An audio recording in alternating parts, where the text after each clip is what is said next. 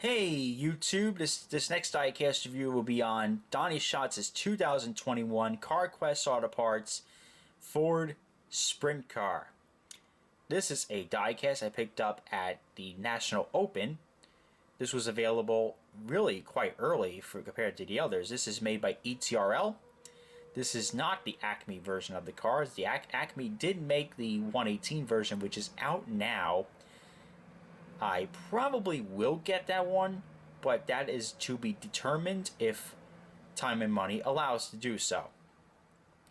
This is, like I said, the ERTL version. This is not the Acme version of the 164. ERTL has a big partnership with Donny Schatz. They made the 164s. They were out in time at the racetracks, and they sold pretty damn well. Now, I'm a huge fan of the ERTL cars. So Acme's really gonna have to up their game, or maybe their game is up, and we are gonna unbox that car, that Sammy Swindell car I showed you in my last video. Hopefully, it lives up to expectations. But for now, we got with the old and the usual. Here is the Donny Schatz sprint car made by ERTL. The packaging is of course signed by Donny Schatz. There's Donny's car in the render there. Got number 15. Donny Schatz, 2021 Sprint Car. 164, you got Schatz. Here we go. We got Donny Schatz's Sprint Car inside the packaging here. And the background's got CarQuest on it.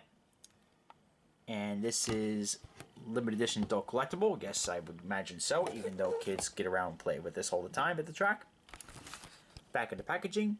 I will say that they do a really nice job with the packaging with these cars, and they really seem to really go all out with the packaging design. Like they don't cut corners. They do a really nice job with these. And this Donny Schatz's car, maybe sort of in motion here, like it's been drawn. That's pretty good. And here we go. This is the front of the box, and now let's take it out. Alrighty, now the Donny Schatz car is out of its box. One couple things I do notice already off the bat with these ERTL cars, that the wing is kind of high up here, and the size, like I said in the previous video, the mold just doesn't get the scale right. Like, I can tell already that immediately after we're looking at the Acme car that this is not accurate 1/64 scale. No.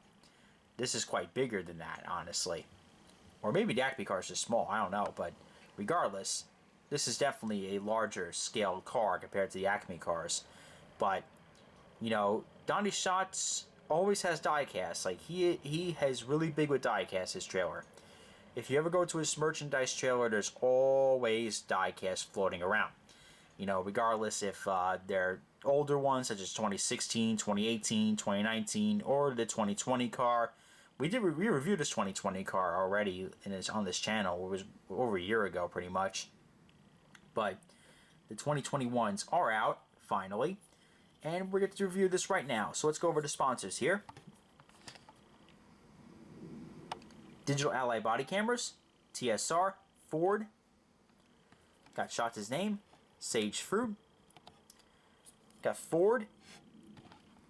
And you got CarQuest on the front, on the top wing.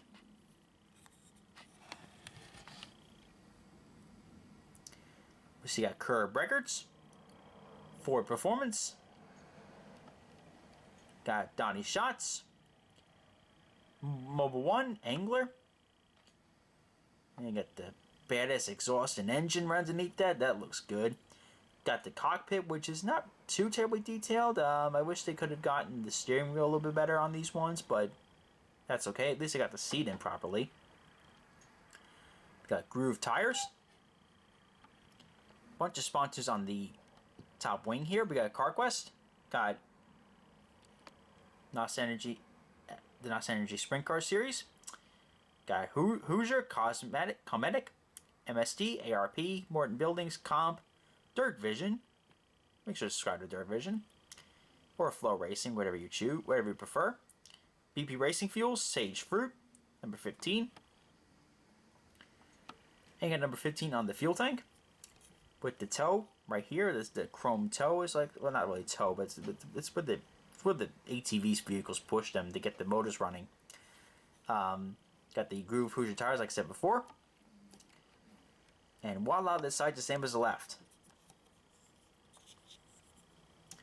So a metallic silver is the base color here.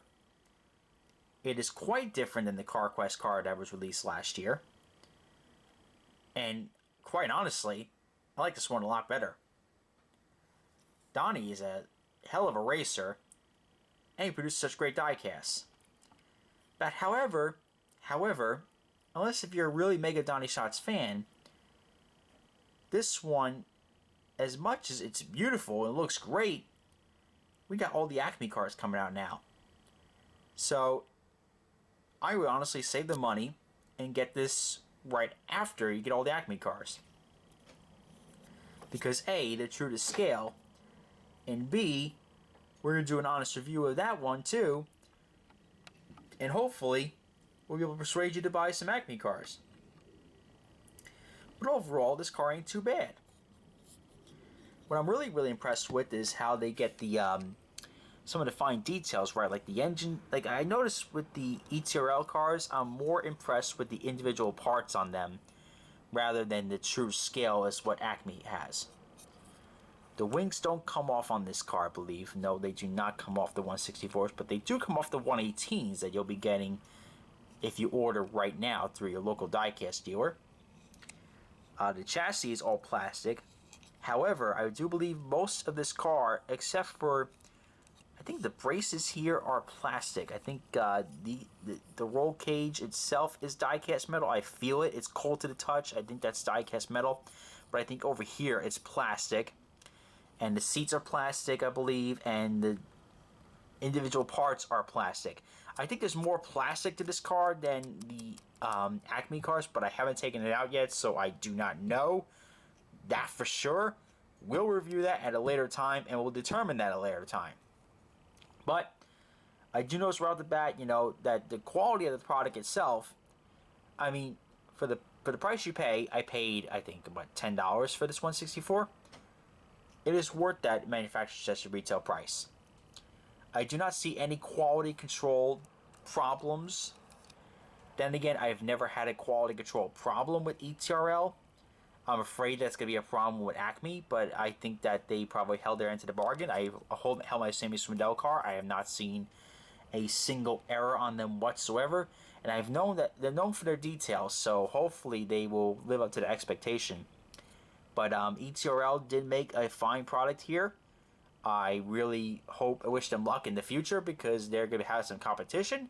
But competition is what drives quality control. Maybe they'll update their molds. Maybe they'll update some features that might give them the upper hand.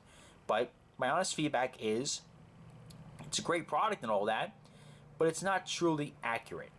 You know, that's my honest feedback with ERTL. But I do think that for a sprint car fan, if you want to bypass that, like if you're like me and you just want a sprint car to get something signed, or take it to the track, and roll around and everything in the dirt, then guess what? This is the perfect product for it. If you want to bypass all that crap, then buy it. By all means, it's a great product. I just think that, you know, 164 is 164. You gotta make it true to scale, people. It can't be 155th or 153rd and claim it as 164th. That's just me, though, however. But we'll save that for another day. Let's see. Here we go. 360 view of the car. Here's the left side. Here's the front. There's the right side. There's the back of the car. Here's the top of the car. And here's the chassis. So that being said, folks, comment, like, and subscribe. This is Race Stage 12 reminding you to join the fight to stop bullying. It does get better, and the Diecast Kid is always happy to see